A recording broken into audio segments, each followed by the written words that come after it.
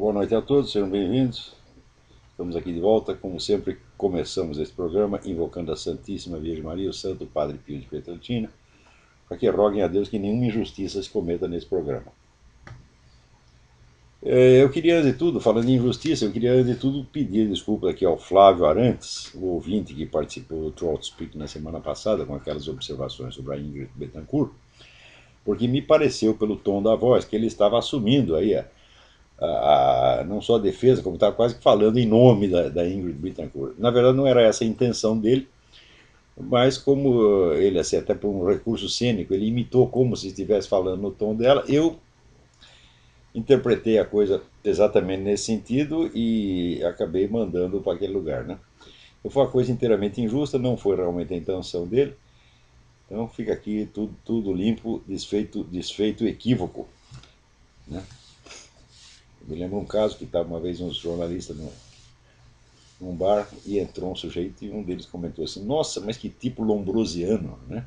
Referindo ao Cesare Lombroso, aquele sujeito que estudou a fisiognomonia do criminoso, né? E daí o outro falou assim: Fica quieto, rapaz, isso aí é um desembargador. Daí o cara disse: Desfeito equívoco, um cafezinho aqui para o magistrado. Desfeito equívoco.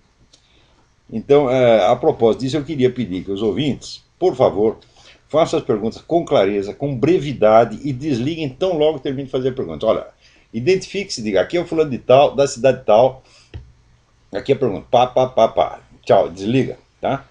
Para outras pessoas poderem ligar, tá certo? Também queria lembrar que o poeta e filósofo Ângelo Monteiro estará no Instituto Olavo de Carvalho de Curitiba, nos próximos dias 10 e 11 de dezembro para uma conferência às 15 horas. Mais informações www.institutoolavodecarvalho.com. Aqui o Gustavo Boraski me escreve o seguinte: Recentemente tomei conhecimento do seu trabalho e comecei a acompanhá-lo há cerca de uma semana. Fiquei intrigado com uma questão que você levantou sobre o que chama de lesão intelectual das gerações de 80 e 90. Assim, eu que nasci em 1990 me considero dentro desse perfil. Então eu pergunto, como superar essa barreira? O que ler? Quem ler? O que estudar? Por onde começar?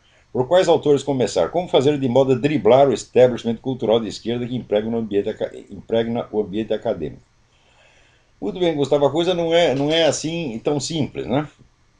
Em primeiro lugar, é claro que o esforço individual de estudar, de se atualizar, é meritório e é importante dentro disso. Porém, para que haja, vamos dizer, uma mudança na orientação geral da alta cultura brasileira,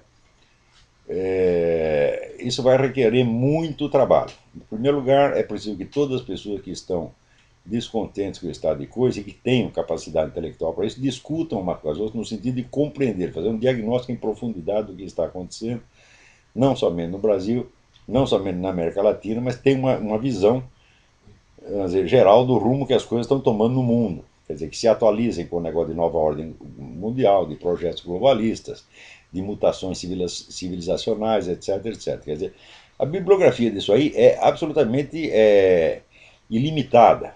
Quer dizer, as fontes são tão abundantes que nenhum indivíduo dará conta delas. É preciso ter uma geração de pessoas envolvidas nisso, né?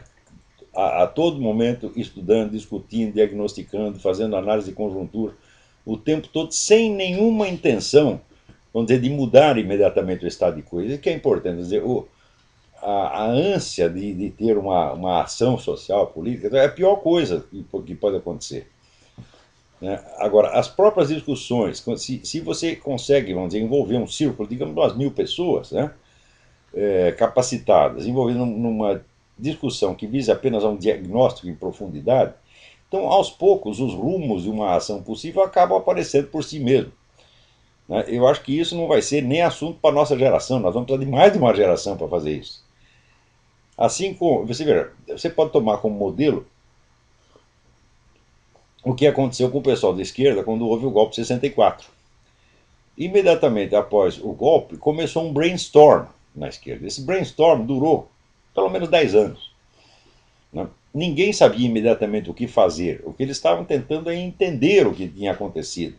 Tinham levado a porrada tão forte que não sabiam de onde tinha vindo. Sobretudo, eles ficaram muito assustados ao ver, vamos dizer, a reação popular que houve contra o governo João Goulart. Eles não estavam preparados para isso, eles achavam que eles eram adorados, que a massa estava com eles. E chegou na hora, viu que a massa estava 80% contra. Quando houve aquela famosa Marcha da Família com Deus pela Liberdade, teve mais de 1 milhão de pessoas naquela época em que o Brasil, veja, quando depois houve a marcha de 1 milhão, o negócio do Collor, da campanha pela ética na política, e diretas já, essa coisa toda. Quando houve a diretas já e a campanha contra o Collor, a população brasileira já era 30 milhões de pessoas a mais.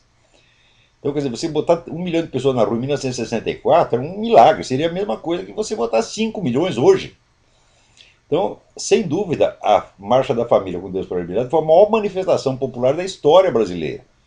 O pessoal esconde isso, dizendo assim, ah, não, mas na direta já teve mais. A diz sim, teve um pouquinho a mais e 30 40 anos depois. Quer dizer, a população no Brasil na década de 60 era o quê? 60, 70 milhões de pessoas, hoje são 180. Então você tem que jogar as coisas na proporção. Aliás, falando nisso também, quando o Lula se gaba de que ele tirou 30 milhões de pessoas da pobreza e as colocou no mercado como consumidores, o regime de 64 fez mais do que isso, porque numericamente ele colocou o mesmo número, 30 milhões de pessoas. Vocês estudem a economia da época, vocês vão ver que isso aconteceu. 30 milhões de pessoas saíram da total marginalidade econômica e entraram no processo de produção. Eles deixaram de ser mendigos e tornaram cidadãos. Proporcionalmente, com a população era muito menor, isso aí foi uma realização econômica infinitamente maior do que a do Lula, e ninguém fala disso. Mas, voltando, o pessoal da esquerda levou aquela porrada, não entendeu o que tinha acontecido, então qual foi a primeira reação? Tentar entender. E para tentar entender, é preciso um debate que se prolongue, envolvendo dezenas e dezenas de pessoas, as melhores cabeças que havia na esquerda na época. Se você procurar na biblioteca uma coleção de uma publicação chamada Revista Civilização Brasileira, ali você tem um bom mostruário da discussão. Claro que não foi nem tudo que foi abrangido nessa discussão aparece na Revista Civilização Brasileira, mas era a melhor publicação de esquerda que tinha na época. E ali então você vê uma espécie de um resumo, um pequeno mostruário do que foi a discussão da esquerda, uma discussão muito séria. Eles não estavam para brincadeira, não. E sobretudo, ninguém ali era louco de dar um desespero imediatamente e sair dizendo: o que nós vamos fazer? O que nós vamos fazer? O pessoal da esquerda é mais profissional, então eles já sabem que um plano de ação não é fruto da cabeça do indivíduo, não é fruto de um faniquito repentino que o sujeito tem, mas é uma obra coletiva de que vai muito tempo. Eles já sabem disso. Da direita ninguém sabe. E como ninguém sabe, todo mundo pergunta: o que nós devemos fazer? Qual é que podemos fazer? Bom, o que tem que fazer, em primeiro lugar, entender o que aconteceu, entender como se formou esta hegemonia esquerdista no Brasil, quais são as suas bases internacionais, quais são as suas fontes de financiamento, quais são os seus fundamentos estratégicos, ideológicos, filosóficos, etc, etc, quais são os seus planos de longo prazo, quais são as suas contradições, quais são as suas dificuldades, quais são as suas incongruências, tá certo? Em suma, você tem que entender tudo o que está acontecendo. Agora, no Brasil, o pessoal da direita no Brasil, ninguém quer entender nada porque já acha que entende tudo, né? Você conversa com esse pessoal liberal, um tempo atrás está todo mundo correndo na barriga, o comunismo acabou, agora entramos no. Agora é o neoliberalismo. E eu sempre achei que isso era uma besteira. E quando eu escrevi, acho que 8 anos atrás, eu escrevi, falei, olha, o PT não chegou ao poder para fazer rodízio com outros partidos. O PT chegou lá para criar mudanças estruturais profundas que vão eternizá-lo no poder, ou pelo menos vão limitar o rodízio a partidos que são aliados, que têm a mesma ideologia, o mesmo espírito do PT. Na melhor das hipóteses, vai acontecer um rodízio de partido de esquerda. E, vamos dizer, a concorrência normal de esquerda e direita nunca mais vai acontecer no Brasil, se depender do PT. Dito e feito. Quer dizer, o partido que representava a direita, o DEM, onde tem tantos daqueles políticos que se acham espertos, maquiavélicos, astutíssimos, né?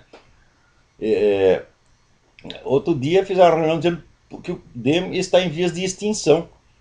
Claro, mas não foi por falta de aviso. Eu avisei que vocês iam acabar. Por quê? Um partido que não tem um perfil ideológico nítido, não tem uma personalidade que ele possa apresentar em público, pelo qual as pessoas possam reconhecer, como o PT sempre teve, ninguém pode negar que o PT tem um perfil muito definido. Um partido que ainda não tem uma identidade, ele não pode fazer alianças com ninguém porque ele se dissolve. né? E o Demo, nos últimos anos, só tratou de viver de alianças com o PMDB, com o PSDB, né? E acaba sendo absorvido por esses partidos. Então, isso aí que eu estou mencionando são aspectos pequenos, menores, né? Dentro de um processo que é enormemente complexo. O que é preciso fazer, Gustavo, é estudar. Tá certo? A bibliografia para isso é ilimitada. Né? Você pode dividir a coisa em tópicos. E, por exemplo, história e estratégia do movimento comunista. Né? Aí você tem uns 100 livros. Você pode começar com o livro do Anatoly Golitsyn, Novas Mentiras em Lugar das Velhas, New Lies for Old, que te dá mais ou menos, vamos dizer, o prólogo da nova etapa do movimento comunista. Tá certo? Você pode ler o livro do capitão Bohr, B-A-U-R, sobre a guerra assimétrica, a guerra assimétrica. Assim, isso aí só para você compreender mais ou menos a fase atual da coisa.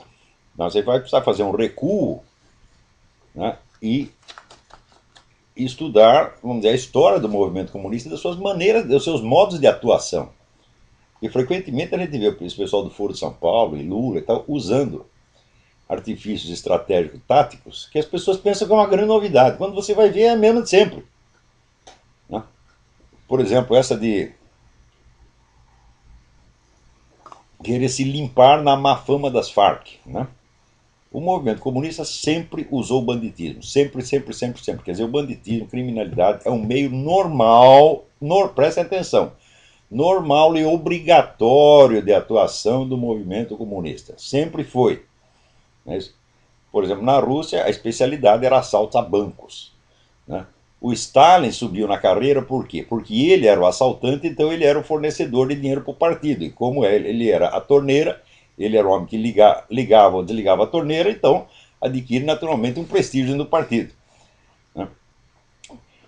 Quando, vamos dizer, a situação melhora, quando existe uma possibilidade de uma atuação normal e democrática do partido, então é lógico que ele tente apagar a sua identidade de organização criminosa. E a maneira mais clássica de fazer isso, né, é acusar os seus benfeitores. Dizer que aqueles camaradas eram apenas ladrões, assassinos, eles não tinham ideologia, não tinham idealismo comunista. O comunismo usa essa retórica há mais de 100 anos. E agora o pessoal ainda usa a mesma e a turma cai, meu Deus do céu. Quer dizer, o que é isso? É falta de cultura, é falta de informação. Quer dizer, está violando a regra do Sun Tzu. Sun Tzu dizia, aquele que conhece o inimigo e se conhece a si mesmo, pode entrar em qualquer batalha sem medo. Tá certo? Agora, no Brasil, o pessoal não conhece o inimigo e não se conhece a si mesmo. Tem ilusões a respeito de si mesmo. Todos os políticos, entre aspas, de direita, são cabeças perfeitamente iludidas por marqueteiros, por gente de publicidade, gente que até confunde, são tão idiotas que confundem política com marketing, acham que política é uma questão de marketing. Ah, meu Deus do céu, assim, é tanto amadorismo, tanta burrice, sabe, que dá vontade, sabe, de mandar o país tomar no cu. Quer dizer, olha aqui, Brasil, já que você quer tomar no cu mesmo, tome, tome, tá certo? Fica aí, depois não reclama que está com hemorroida, tá entendendo? Então, para todas as pessoas que me perguntam o que fazer, eu digo só há uma coisa a fazer, meu filho, é entender o que aconteceu. Depois de muitos anos de discussão, leitura, estudo, etc, etc, né, aos poucos o panorama vai clareando e também, vamos dizer, os canais de ação que ainda restam acabam se tornando claros para você. Mas isso não pode sair artificialmente, não pode sair de uma cabeça. Tá certo? Isso como se trata, vamos dizer, de uma ação coletiva a ser empreendida por milhares de pessoas, então é preciso que milhares de pessoas participem da sua elaboração. Mesmo que depois tenha que aparecer um gênio que sintetiza tudo isso e cria vamos dizer, unifica uma estratégia. Né? Mas isso é para daqui 20 anos, meu filho. Por enquanto, desista, vocês vão viver sob esta gente. Depois da Dilma vem outro petista e outro, e outro, e outro, outro. E se subir lá amanhã ou depois um tipo como Zé Serra, O PT manda nele como a gente manda num cachorrinho. Tá? Você vai ver, o PT dá ordem, a gente tá dando o rabinho. Por quê? Porque ele não tem militância, meu Deus do céu. A coisa fundamental no poder político é militância, não é eleitorado. O eleitor vai lá e colabora com o seu partido uma vez a cada 4 anos. De má vontade, como se viu no caso do Serra, que o pessoal preferiu viajar para aproveitar o feriado antes de votar no Serra. Prefiro antes uma coisa do que a outra. Então, o eleitor colabora de 4 em 4 anos de má vontade. O militante dá a vida, dá o tempo, dá a honra, dá os seus bens para o partido. Então, um partido que tem milhões de militantes e outro que tem um eleitorado pequenininho, qual que vai vencer? Ademais, esse negócio de... Tem um monte de marqueteiro aí que aconselha os políticos assim, não, nós temos que roubar as bandeiras, temos que usar o discurso deles, né? Olha, quando você vê um sujeito dizendo isso, eu te dou um conselho, vocês políticos, batam nele, né? Deem um chute bem no meio do cu, tá certo? Porque isso aí é a receita da espiral do silêncio, meu Deus do céu. Quer dizer, se você abdica até de ter um discurso próprio, como é que você vai querer vencer o outro, meu Deus do céu? Você dissolve a sua identidade na dele. Mesmo que você vença uma eleição, mesmo na hipótese inconcebível de você vencer uma eleição assim, copiando o discurso do adversário, você terá dado a vitória ideológica a ele, e mais dia menos dia ele vai acabar tendo a vitória total. Essa é a coisa tão... O que é a espiral do silêncio? Já expliquei. A espiral do silêncio é você proceder de tal modo que o seu inimigo perde a vontade de se defender, de se definir e de estar ali na arena lutando. Tá? Então, apela para esses recursos servis, recurso de escravo, que é imitar, né, o discurso do outro. Então, isso aí, o cara que fez isso já caiu na espiral do silêncio. Ele já se derrotou a si mesmo. Então, a primeira coisa que um partido, um movimento político precisa ter um discurso próprio, inconfundível e original, que impressione as massas, que dê claramente a figura do partido. Porque é nessa figura que você vai votar. Se essa figura do partido, figura do movimento, puder se encarnar numa liderança pessoal que a represente, melhor. Mas se não der, dá para quebrar o galho assim mesmo. Né? O próprio Partido Comunista, durante anos, não estava encarnado em figura nenhuma, tá certo? Tinha várias figuras, né? Então, era um pouco outro, mas não tinha assim aquela liderança pessoal de tanto destaque, isso não fez tanta falta. Mas se tiver, é bom.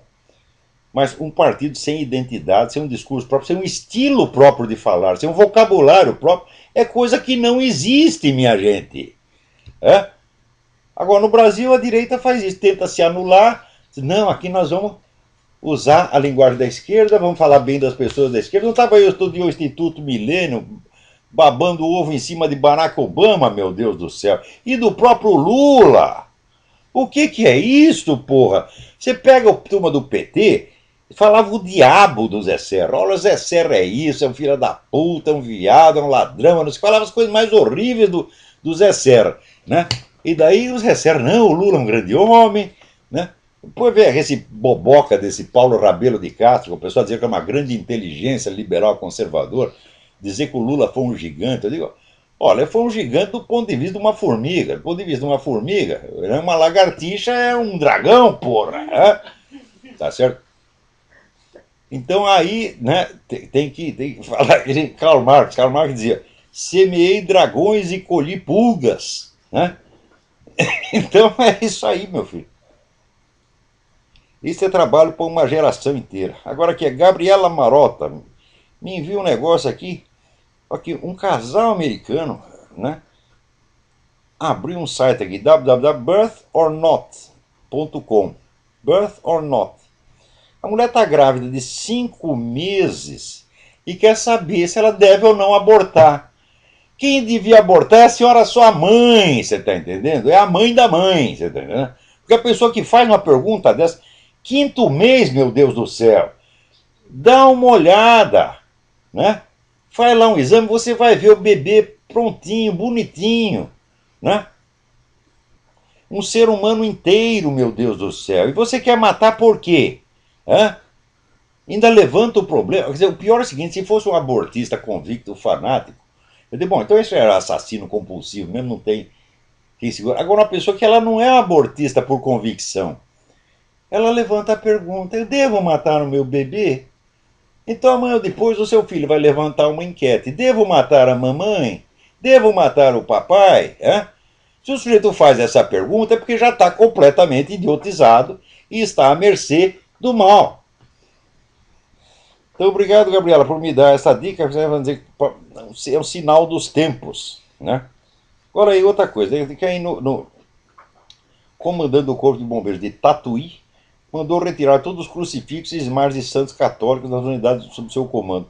Aqui, Capitão José Natalino de Camargo. Então é o seguinte, nós vamos tirar ali os crucifixos, botar uma fotografia do Capitão José Natalino de Camargo e botar duas velas lá para vocês acender. Tá certo?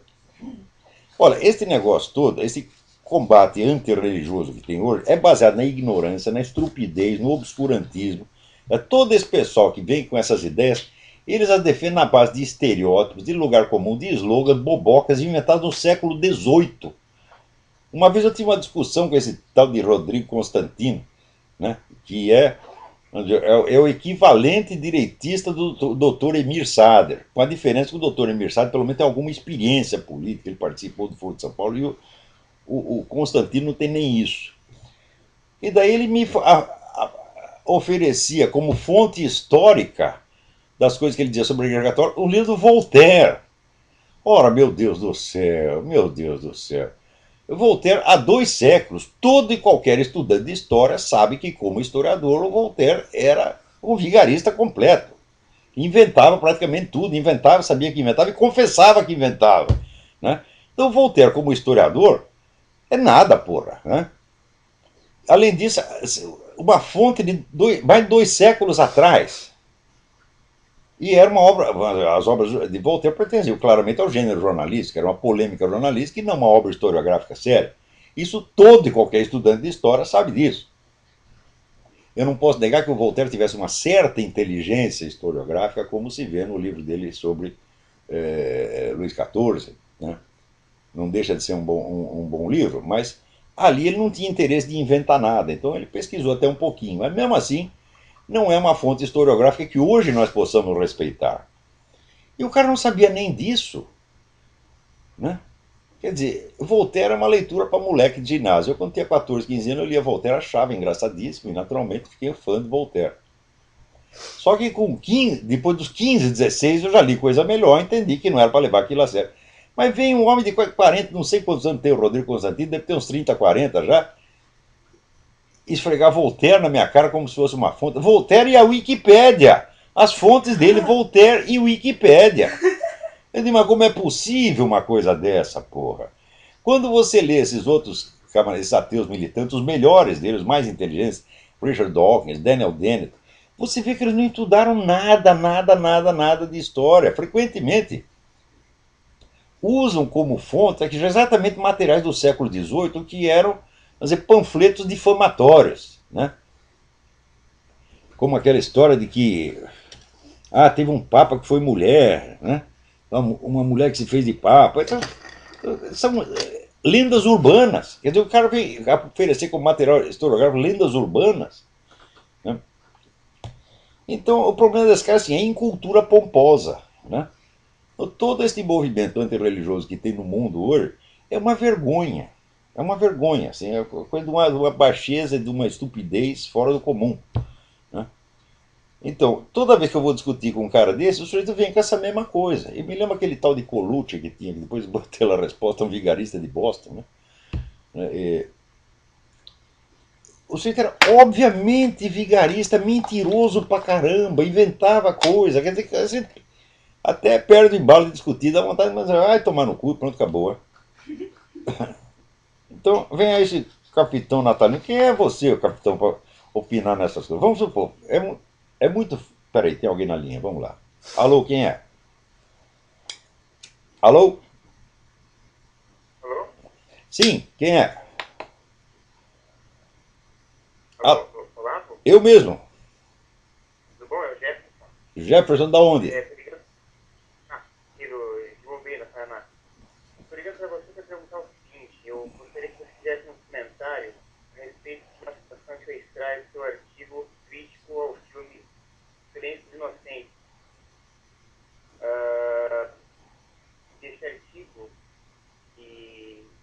comentário a respeito do filme, que aliás eu achei muito profundo, sabe? Eu gostei muito de ler. Você cita, em um dado momento do discurso, você coloca assim: o demônio inteligente exerce fascínio sobre a intelectualidade derrotada, a qual, vendo a vitória dos maus do mundo, sonha em tornar-se igual a eles, mas impotente para concorrer com o safado no campo da maldade tática, sabe corromper as ideias do destino. E, hipnotizado pelo sorriso maligno do Dr. Lecter, atribui seu próprio estado de alma ao de Stalin, sem reparar que, com isso, não está fazendo uma interpretação e sim uma projeção. Eu gostaria que você tentasse encontrar, já falei isso algumas vezes, mas gostaria que você tentasse entender esse raciocínio buscando figuras pares ao Dr. Lecter na política contemporânea. Acho que tem várias. Não, vamos lá. Exatamente iguais ao Dr. Lecter não há, porque o Dr. Lecter é uma encarnação do demônio propriamente dito, era a figura do demônio, uma das muitas figuras do demônio. Né? O que eu fiz? Olha, eu dizer o seguinte, é que a camada intelectual é constituída de pessoas frágeis, sempre foi assim. São pessoas que às vezes não têm uma posição definida na sociedade, têm muitas ambições e poucos meios de realização, então é um pessoal que sempre traz um grande ressentimento dentro de si. Né? E olha o mundo e vê o que lhe parece ser a vitória dos maus, que nem sempre são tão maus quanto ele imagina. Tá certo? Mas, diante dessa revolta, ele vendo o poder do mal no mundo, ele se impressiona com o poder do mal. E impressionar-se em um poder já é cultuá-lo, já é cair sob o domínio dele. Né? Então o sujeito começa a entrar na dialética do mal, ele lê Maquiavel, ele lê Nietzsche, essa coisa toda, e vai tentando elaborar a sua revolta, sem perceber que com isso ele próprio, se transformando num instrumento do demônio. Quer dizer, quanto mais revoltado contra o mal no mundo o sujeito está, mais mal ele vai fazer. Isso é a coisa mais óbvia. Veja, nós não estamos. De fato, o ser humano não nasceu para corrigir o mundo. Né? A esfera de ação própria do ser humano é muito pequena. E hoje em dia todo mundo tem a ambição, vamos dizer, de criar um mundo melhor. Qualquer garoto de 12 anos está criando um mundo melhor. Então é esta ambição de criar um mundo melhor que faz os camaradas entrar numa luta pelo poder, porque se você quer mudar o mundo, então você precisa ter o poder de modificá-lo. Então, modificar o mundo, melhorar o mundo, passa a ser o capítulo 2. O capítulo 1 é conquistar o poder. Então esse pessoal cria uma obsessão de poder e todos eles se corrompem até o fundo da alma e se transformam, eles mesmos, em maiores propagadores do mal ainda. Né? Então isso não é porque o sujeito fosse o idealista, né? Esse negócio de que o jovem entra nas lutas sociais por ser idealista, eu falei, isso é uma pataquada. Falei, que garoto de 14 ou 15 anos que tem uma visão correta da sociedade, da pobreza, etc. Que garoto de 14 anos está mais interessado nos outros do que em si mesmo? Me diga, isso é impossível.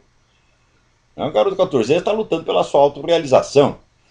E se ele está revoltado com a injustiça no mundo, é porque ele se sente injustiçado, embora na maior parte dos casos não o seja. Então ele projeta esse seu sentimento de injustiça nos outros e diz que ele está representando então os pobres e oprimidos. Isso é uma mentira. Eu digo isso analisando o quê? A minha própria geração é a mim mesmo. O que eu sabia vamos dizer, da pobreza, da miséria no Brasil, quando pela primeira vez me fascinei pelas ideias de esquerda? Não sabia coisíssima nenhuma. Eu sabia que eu estava me sentindo mal, eu me sentia mal e oprimido, então odiava qualquer coisa que representasse aos meus olhos a autoridade. Tá certo? Então, estava lutando vamos dizer, pelos meus próprios interesses, pela minha própria vaidade, como todos naquela época. Né? Inclusive, veja, no Partido Comunista, se você perguntar quem você conheceu, que fosse uma pessoa piedosa, caridosa, que tivesse realmente piedade pelos pobres, que tentasse ajudá-los diretamente, não conheci nenhum único, eram todos corações secos. Tá certo? Todos eles. Tá certo?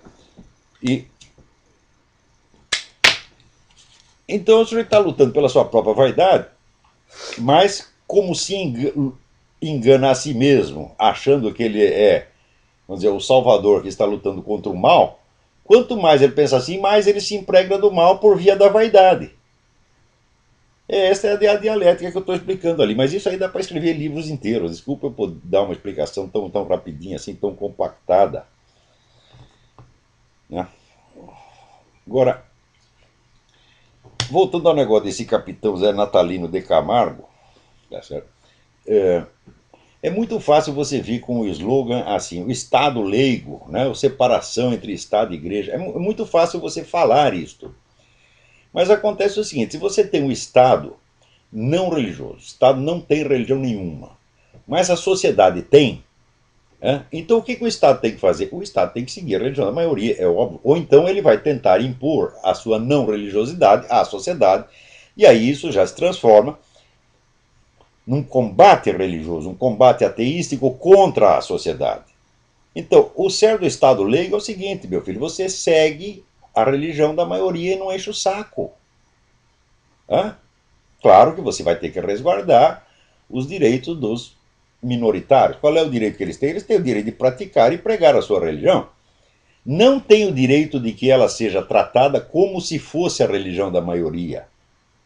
Porque senão qualquer sujeito fala, aqui fundei a religião do Satanás, e eu exijo que ela seja tratada em pé de igualdade. Não é isso?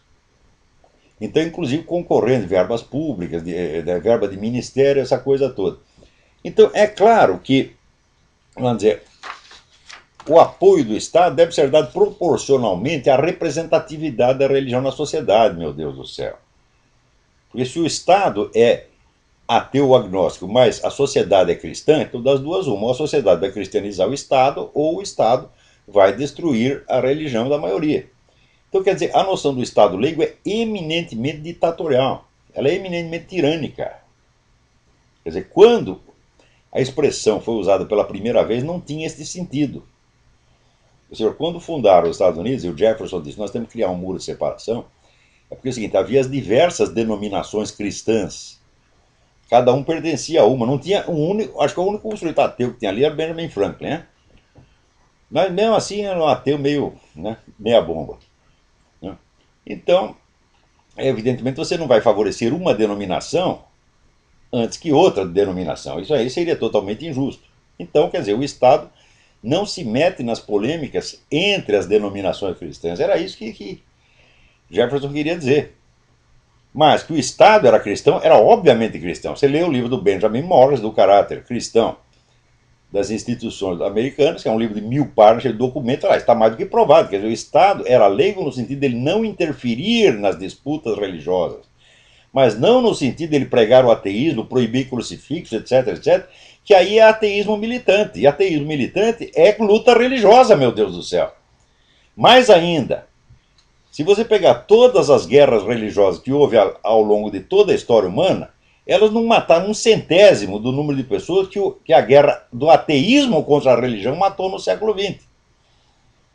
Se você somar União Soviética e China, sem contar nem países satélites, nem México, nem etc, etc, etc, foram o quê? Foram 90 milhões de pessoas. Quer dizer, a guerra do ateísmo contra a religião, é claro que é guerra de religião. É guerra contra uma comunidade religiosa por ser religiosa. Tá certo? Então, isso começa, evidentemente, a matança não começa direto, a matança vem primeiro pelo boicote cultural, como este capitão está empreendendo, tirando os símbolos, vamos dizer, denegrindo os valores, os símbolos, etc, etc, e finalmente proibindo os símbolos, né? Ou então dando-lhes um sentido negativo, como por exemplo na Alemanha eles obrigavam o judeu a sair com a estrela de Davi pintada de amarelo, mas não como símbolo religioso, e sim como símbolo de que era a classe inferior. Então você tornando aquele símbolo que para o judeu era venerável, você tornava um símbolo abominável. Então o que esse capitão está fazendo é o seguinte, se você proíbe crucifixo, você está fazendo com o crucifixo, está marginalizando aquele símbolo. Então isso não pode ser aceito de maneira alguma, isso não pode ser discutido, não pode ser aceito como para discussão. Tem o Estado o direito de tirar um símbolo religioso de qualquer lugar? Jamais, principalmente se for da religião da maioria da sociedade. Porque o Estado nasce da sociedade. Veja, a sociedade brasileira existia muito antes de que existisse o Estado brasileiro, de que existisse a República Brasileira. Então, sobretudo, a ação da Igreja Católica na formação do Brasil antecedeu de muito a ação do Estado. Veja, durante 3 séculos, leia lá capítulos de história colonial do Capistrano de Abreu. Durante 3 séculos não tinha sequer uma administração colonial nessa porra. Tava só os jesuítas trabalhando para construir o Brasil, meu Deus do céu. Depois chegou o Estado, tardiamente, o Estado veio parar aqui. Por que a família real foi expulsa de Portugal? Não é porque tinha morrer de amores pelo Brasil, aqui não dá para continuar em Portugal, então vieram para cá e daí Dom João VI construiu o Estado brasileiro. Não que não tenha nenhum mérito em fazer isso, claro que tem. Sou o primeiro a reconhecer. Porém, que direito ele tem, vamos dizer, de usurpar a obra civilizadora que foi da igreja e para a qual ele não contribuiu em nada, porque o Estado português só queria dinheiro aqui. Só tomava dinheiro e ia gastar com besteira nos outros países da Europa. E não fizeram sequer uma administração colonial decente aqui, porra. Então, o Estado foi o último a entrar na história, tá entendendo? Então não tem direito algum.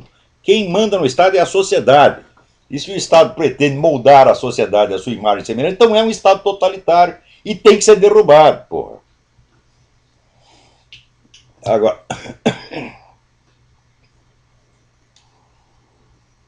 Alô, quem é? Olá. Sim, quem é? Olá. Sim. Davi de Belo Horizonte, tudo bem?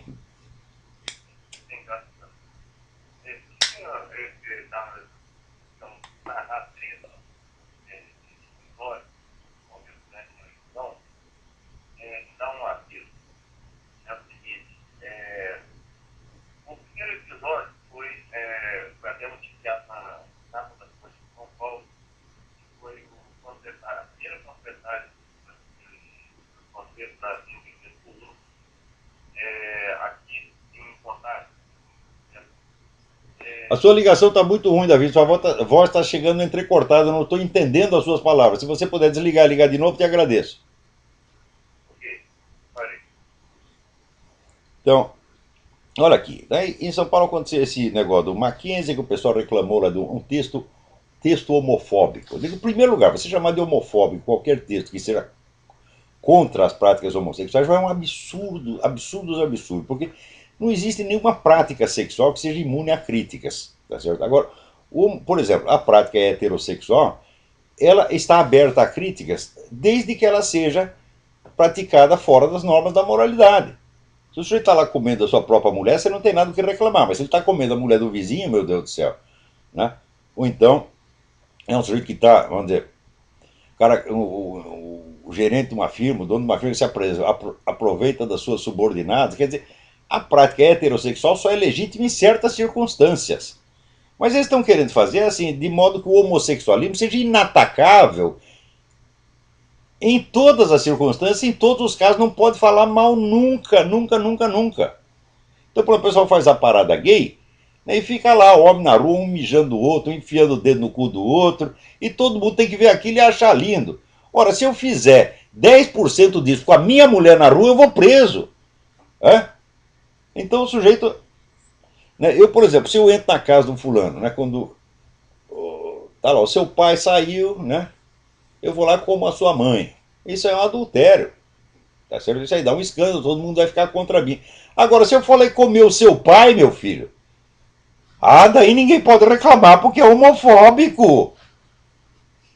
O que é isto? Vocês estão perdendo todo o critério de julgamento, vocês estão virando pessoas monstruosas.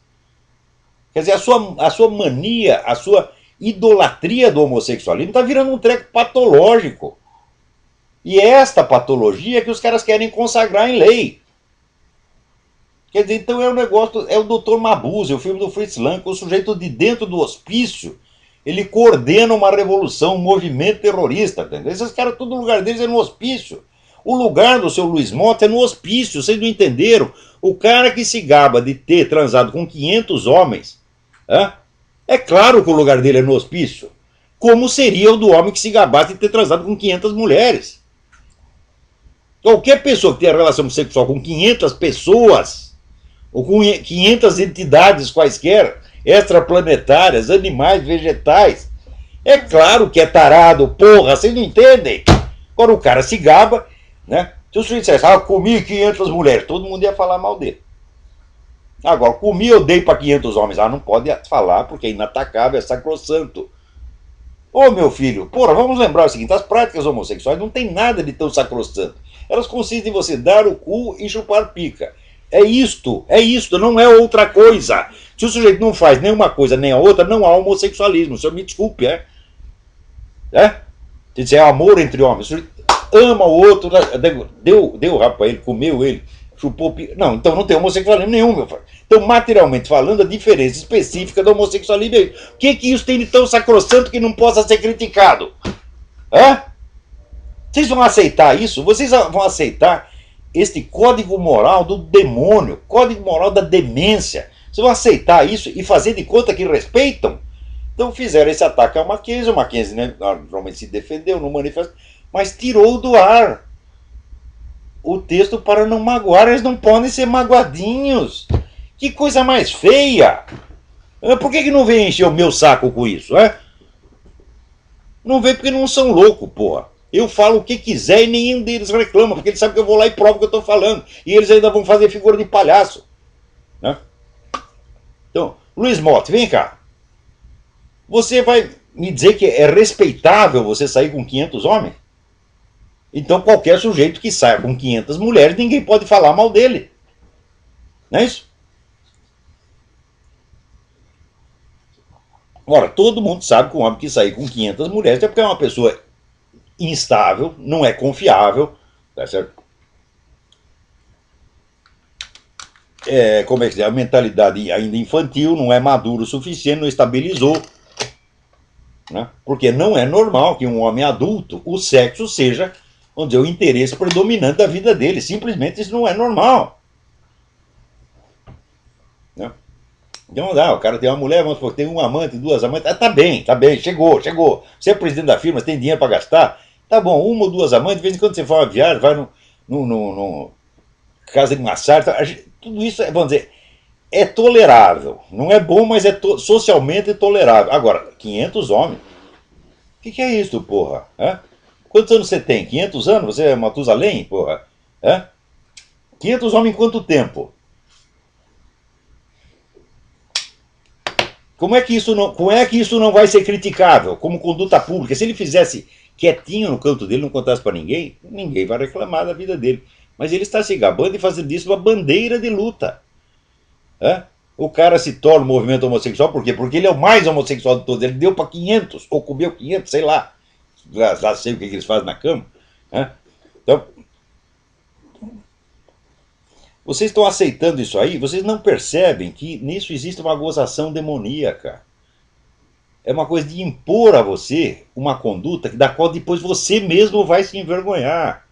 O pessoal que aprovar leis como essa, em menos de 20 anos, eles serão expostos ao escárnio público. Porque, olha, veio uma lei maluca e você assinou embaixo. Que nem aquela lei que garantia pinga, né, no Bolsa Família, né? Não teve a menina do... Como é que chama aquele programa? Do CQC. Que foi lá, era uma petição pedindo para incluir um lei de pinga no Bolsa Família. Tudo quanto é deputado assinou, porra. E depois a menina mostrou lá no YouTube e os caras viraram objeto de escárnio. Quem assinar essa porcaria da homofobia, você verá que você será objeto de escárnio, porque essa lei vai fazer o seguinte, com que venha um traveco, né? Um homem assim, de 1,85 m, com aqueles ombros de Schwarzenegger, né? Com um sutiã, uma calcinha, entra numa igreja, numa sinagoga, vai lá, goza da cara do padre, da cara do rabino, da cara do imã, da cara de quem esteja... Não, imã não, porque não vai fazer. O muçulmano ninguém vai fazer isso, né? Gosta da cara de todo mundo, pratica o crime de ultraje a culto e ninguém vai punir, ninguém vai sequer reclamar, porque aquilo é sacrossanto. Você acha mesmo que dar o cu chupar pica é mais sacrossanto, mais digno de respeito do que todas as práticas religiosas do universo? Você acha mesmo? Não existe uma prática religiosa que não possa ser criticada. O pessoal da religião vive, um critica a religião do outro. Não é isso? Cristão critica o judeu, que critica o cristão, critica o muçulmano, que critica o cristão de volta, critica o ortodoxo, critica o protestante. Todo mundo faz isso, porra! Tudo isso é criticável. Agora, dar o cu chupar pica é sacrossanto. Não se pode tocar nisto. Vocês estão percebendo que estão lhes impondo, né, uma ética de baile do Scala gay, e vocês estão levando isso a sério? Vocês não estão percebendo o que vocês estão fazendo? Vocês não estão percebendo que isso é planejado justamente para baixar o nível de consciência da sociedade, transformar todo mundo em idiota que desameia qualquer coisa? Oh, meu Deus do céu. Aí tem mais alguém aí na linha. Alô? Alô? Alô? Olá? Sim. Tudo bom, Eduardo de Campinas? Eduardo, tudo bem? Tudo ótimo. Olá, estou ligando para fazer uma pergunta. Eu esqueci o nome do ideólogo do Obama que escreveu aquela dedicatória, aquele livro dele. Saul Alinsky. Saul Alinsky. A-L-I-N-S-K-Y. Pode repetir de novo? Ainda termina com KY, para dizer que vai enrabar todo mundo. Saul Alinsky. Hã? Qual é o nome do livro? O livro é Rules for Radicals, Regras para os Radicais. Ali é a receita da sacanagem universal. Ele é o ideólogo do Obama, não é? É o mentor do Obama, é o guru do Obama, o qual, durante muito tempo, se dedicou a implantar a estratégia que aqueles dois outros picareta, Cloward e Parvin, inventaram baseado no Saul Alinsky. A teoria era a seguinte: existe a Previdência Social. A Previdência Social dá lá uma lista de direitos que as pessoas têm. No entanto, na prática, só 5% das pessoas que teoricamente têm esse direito se apresentam para reivindicar esses direitos. Os outros 95% ignoram. Ou porque não estão precisando, ou porque, sei lá, por algum motivo. Se a gente fizesse 95% entrar na fila também, o que vai acontecer? A Previdência Social vai falir. Falindo a Previdência Social, vai falir os bancos. Falindo os bancos, falir o sistema inteiro. Então é assim que a gente derruba o sistema. O Obama trabalhou durante anos neste serviço. Quer dizer, empurrando pessoas para explorar a Previdência Social. Então o cara chegava lá e falava, quais são as suas necessidades? Eu não troquei de carro o ano passado, né? O meu apartamento só tem 4 quartos, eu preciso de 6, né, para botar todas as mulheres que eu quero lá dentro, né? Então, e assim, qual é o seu problema, meu filho? Meu problema é que o meu peru só mede 35, eu quero um de 45 centímetros. Já entrava na fila. O outro lá, o que você quer? Eu quero, nasci homem, quero virar mulher, nasci mulher, quero virar homem. Entra todo mundo na fila para pegar carro, para pegar operação de mudança de sexo, para pegar qualquer frescura, qualquer viadagem, né? É claro que a Previdência Social vai à falência. E foi isso que o Obama fez. E os caras elegeram fulano presidente da República, puta merda. Quer dizer, o sujeito veio escrito na testa assim, sou picareta, sou picareta. Daí os caras veem a placa e falam, se ele está dizendo isso é porque ele é um bom sujeito. Olá, é lamentável, né? Bom, não era isso só. Obrigado. Tá bom, boa sorte aí. Fica com Deus, viu? Você também. Agora aqui, fizeram uma pesquisa e diz que Datafolha, diz que 64% da população é favorável que os maços de cigarro fiquem escondidos da visão dos consumidores. Claro, você viu um maço de cigarro, isso aí já contamina, já dá câncer imediatamente. Não é isso? Fumar, então o sujeito fumou a 250 metros de distância, já morre uns 15. Eu tive essa experiência, minha gente. Assim, eu tenho por norma, assim, onde eu não posso fumar, eu não posso entrar. Então, durante a aula, conferência, puxa o cigarro e fumo. Você puxava uma cigarra, já começava 10 pessoas a tossir na mesma hora. Puta que pariu.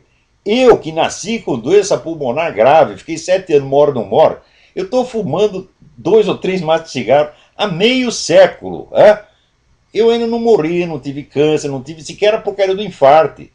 Os meus companheiros de geração não fumantes, todos já tiveram 4, 5 infartos, aquela meia dúzia de pontos de safena, né? E eles até se gabam disso, eles se ajudam naqueles clubes chiques e ficam, eu tenho 5 pontos de safena, eu tenho 7, né? Só para dizer que gasta dinheiro, né? E eu tô aqui esperando a porra do infarto que não vem, porra, né? Então, olha, eu duvido muito, eu me conheço, eu 63 anos de idade, eu tenho muito mais saúde do que a maioria do pessoal da minha geração. Eu não estou falando de homem de 63 como eu estou falando de homem de 50. Aos 50 já estão acabados, broxa, né? E com 5 pontos de safena. Olha a cara do Drauzio Varela, olha a cara do Zé Serra. Isso aí, olha, para de fumar, você vai ficar tão saudável quanto eles. Eu não vou parar de fumar nunca, porque serve para você ver, nunca na minha vida vou parar de fumar. Né? Outro dia eu fui fazer o exame aqui, o oculista, daí tinha lá um negócio para preencher. Também tem que dizer você tem algum hábito, se você fuma, né? Hábitos, como é que se diz, insalubres, como fumar. Eu digo, eu fumo 2 ou 3 maços de cigarro e I will never quit. Daí o médico olhava aquilo com 2 olhos assim, me olhava como se eu fosse um monstro, mas não falava nada, ficava quietinho, dizendo, o cara é louco, é melhor não falar, não provocar. Né? Peraí, tem alguém mais na linha, quem é? Agora, mesmo o pessoal que quer esconder os maços de cigarro é contra esconder a pornografia. Né? Ora, meu Deus do céu, a pornografia tem muito que ver com a conduta sexual liberada, a qual tem muito a ver com AIDS. Né? Agora, aqui nos Estados Unidos, por exemplo, está provado que a comunidade homossexual, né, vive muito menos do que a média da população. O fumante vive a mesma coisa. Né? Isso dados da ONU. Né? Outro dia mesmo tinha uma senhora aí que tinha 120 anos, 121 anos, né, que parou de fumar aos 120 porque estava fazendo muito mal. Alô, quem está na linha aí? Alô, lá. Eu? Aqui é o Davi. Então conta a história, conte rápido, hein? Tudo bem. Seguinte, aqui em Belo Horizonte, nós fizemos aqui algumas consertagens com aqueles da CMDB-1, certo? Sim. Na quinta-feira, logo antes da eleição, a eleição do Tadeu foi um dia também do parque. Nós estamos sabendo logo cedo do parque e estamos motivados para fazer essa consertagem. Com meio de filas imensas no Santuário de São Luís, nós começamos a fazer a consertagem. E aí, pouco tempo depois, veio o padre, saiu lá de frente da igreja, veio falar para a gente, vocês não podem consertar. A gente falou assim, bom, padre, o Papa acabou de dizer o que o senhor diz a respeito. Ele disse, o Papa está lá em Roma, não tem nada a ver com a gente aqui. Bom, outro caso aqui. Quem te respondeu isso? Foi o padre? Padre? Manda o padre tomar no cu! Olá, no sábado. Que história de que o Papa tá lá em Roma? Quer dizer, pô, da onde o cara tirou isso aí? Quer dizer, porque o Papa tá em Roma, ele não tem que obedecer mais o Papa? Ele obedece quem? O homem da padaria da esquina, pô? Pois é, olá. Mas por que vocês respeitam um filho da puta desse? Presta atenção. Eu, se o cara disser, um padre que me responder isso, eu digo na mesma hora, vai tomar no cu. Cala a boca. Hã? E eu sou capaz de dizer, sai daqui. Sai daqui porque você não é sequer um membro da igreja. É isso que tem que responder. Agora, enquanto vocês continuarem, né, respeitando esses caras, tratando como se fosse apenas uma questão de divergência de ideias, quando é uma atitude criminosa. Esse padre é um estelionatário, vigarista, porque está enganando o público, dizendo que o público tem que obedecer, o público cristão tem que obedecer a ele e não ao Papa. Isso aí é estelionato, isso aí é vigarice, meu Deus do céu. Olá, rapidamente também. É o seguinte, o mesmo Papa, o padre, ele orientou os fiéis, não ler, e os fiéis obedeceram, usando O Papa mandou ler, você está mandando não ler, vai tomar no cu, desgraçado. Experimente, faça essa experiência. Grite com um filho da puta desse e você vai ver como ele afina. Agora, ele está, assim, usando uma encenação de autoridade. Ele finge, é um blefe. Como ele está vestido de padre, está na igreja, ele finge que tem uma autoridade eclesiástica e se você cai no jogo, pronto, ele está por cima. Agora, se você puxa o tapete da brincadeira, se você estoura o balão, o cara afina, tá certo? E vai cagar de medo lá no fundo da igreja. Bom, infelizmente para ele, não era eu que estava presente lá na hora. Bom, em seguida... Mas, infelizmente, ainda não era eu.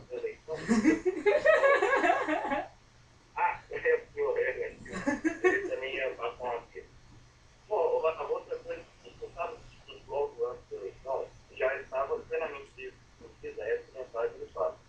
O que aconteceu? Nós fomos concentrar em outra igreja, e dessa vez, novamente, o padre saiu lá de dentro da igreja para nos assistir.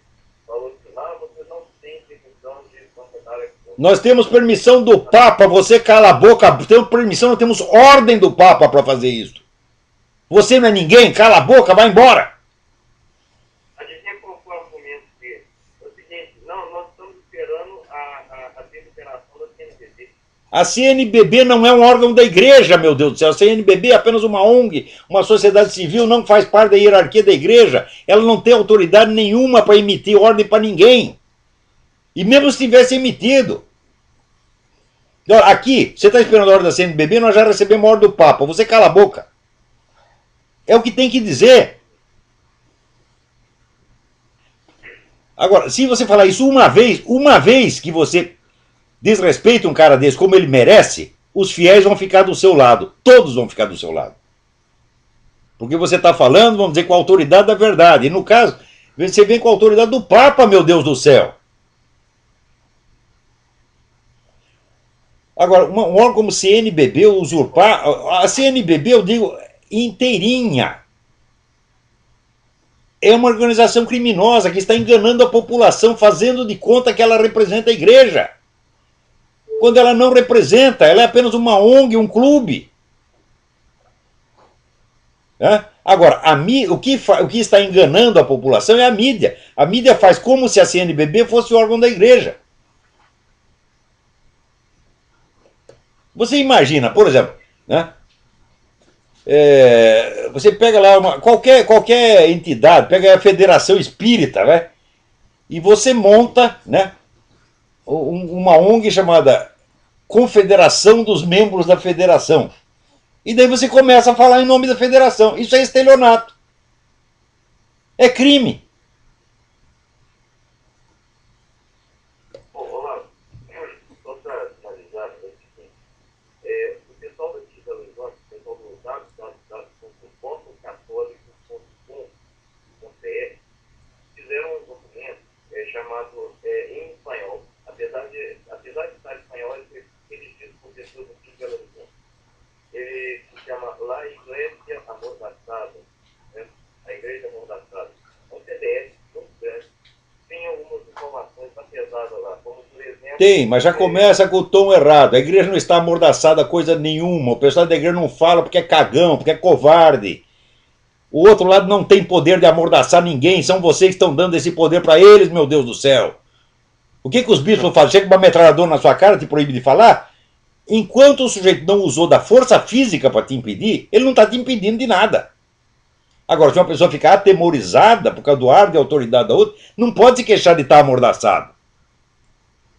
Presta atenção, é o pessoal conservador que está, vamos dizer, prolongando indevidamente esta farsa. Porque tratam esses caras com respeito que não tem e estão ajudando, portanto, a enganar a população. Por exemplo, aceitam discutir as ordens da CNBB. Falar, a CNBB não dá ordem, meu Deus do céu. Vocês têm que contestar a própria existência da CNBB. Isso vocês têm que fazer, contestar na base. É isso que todos têm que fazer. E quando um cara vem dar uma ordem contrária do Papa, você tem que mandar calar a boca. Não é para discutir, dizer fui amordaçado. Você está entendendo? Esse tom de choradeira, isso é a espiral do silêncio. Presta atenção, se vocês são conservadores, estão obedecendo o Papa, vocês estão com autoridade total. Usem a autoridade. Agora, se você se encolhe e fala num tom respeitoso dessas pessoas, você está desrespeitando o vigário de Cristo da Terra e, portanto, o próprio Cristo. Teve uns papas aí que colaboraram com essa porcaria, tá entendendo? Não sei se por burrice ou por má intenção, mas esse aí está fazendo a coisa certa. Está restaurando a tradição, está restaurando a tradição, a autoridade e a respeitabilidade da igreja. E nós temos que ajudá-lo nisso. Não quer dizer que você vai achar maravilhoso tudo que o Papa faz, mas quando o que ele faz está de acordo com 2 milênios de tradição, nós temos que aplaudi-lo. E temos que dar mão forte para ele. Se os bispos não dão, porque são traidores, são usurpadores. E nós, os fiéis, adquirimos a autoridade para mandar escalar a boca quando eles contrariam aquele a quem eles deveriam obedecer. Como é que esse padreco vem proibir os fiéis de ler uma coisa que foi ordenada pelo Papa? Então, parem com choradeira, não digam fomos amordaçados, fomos perseguidos. Não, sejam homens, reajam, meu Deus do céu. Agora, se você vai reagir, o cara bate em você, é mais forte, te dá um tiro, e tal, fala, bom, então aí sim você foi amordaçado. Por enquanto ninguém foi amordaçado, todo mundo calou o bico de cagaço. Porque tem excessivo respeito humano por criaturas que não merecem. Não merece respeito canino. Não merece o respeito que você tem por um cachorro. Um cara que veste uma batina para chegar lá e instruir os fiéis o contrário do que o Papa mandou, é claro que é um usurpador, é claro que é um traidor, é claro que é uma pessoa que não merece respeito nenhum. Quando é que vocês vão aprender isso, meu Deus do céu? Será que a coragem foi proibida? Será que a covardia virou a única virtude cívica no Brasil? Hã? Então, reajam enquanto é tempo. Não aceitem isso de jeito nenhum. Agora, se você chega lá respeitosamente e achando que é apenas uma questão de divergência de opinião, você já deu a vitória ao inimigo. Então, hoje não dá mais tempo da gente comentar mais nada, tá certo? Só queria lembrar aqui, mandar os parabéns ao meu amigo Silvio Grimaldo, que vai ser papai, né? E aqui o meu filho Pedro já disse que se for menino tem que chamar Pedro, e se for menina tem que chamar Pedro também. Até a semana que vem, muito obrigado.